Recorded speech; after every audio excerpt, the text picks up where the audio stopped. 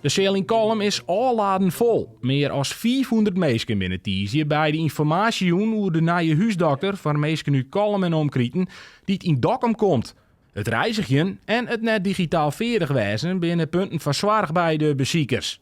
Ik ben alleen, ik heb geen kinderen. Hoe kom ik in Dokkum als ik een dokter nodig zou hebben? Ik heb niet eens een telefoonnummer gehoord. Nee, alleen maar apps. En ik ben niet digitaal vaardig, dus ik moet een telefoon hebben. Nou, ik vind het gewoon een dikke bullshit. Ik ben hier voor mijn heid en die is 88 hier. En die beste man had geen smartphone, die had geen computer. Bij mij komt de hele avond eigenlijk maar één woord omhoog en dat is: waar is onze overheid? Dan moet ze aan chatten met een arts om te zeggen van, nou, wat hun markeert. Via een app doe je gewoon helemaal niks.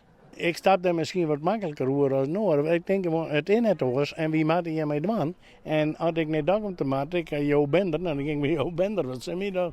Ik neem me daar net zo druk om. De 2400 bergervoetpatiënten worden net verplicht om oer te stappen naar de nieuwe praktijk.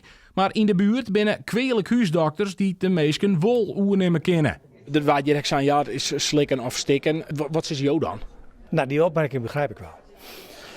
De bestaande praktijken die overblijven, Douwma en de Waard, hebben aangegeven wij kunnen er geen nieuwe klanten bij. We hebben geen opvolger gevonden. Oostergouw is de oplossing.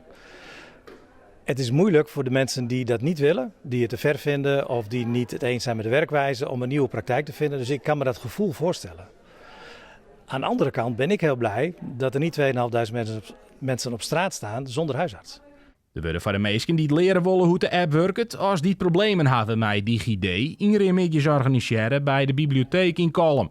Wat oerbloot binnen de zorgen dat je aanst meer als een kwartier rieden moet naar de dokter ta. Nou ja, kijk, we hebben ook deze avond gezien om te kijken waar zitten de vragen. Die hebben we nu gehoord en mee kunnen nemen. We verwachten in de basis dat ze naar ons toe komen, maar als het niet kan, dan kunnen we ook visites rijden.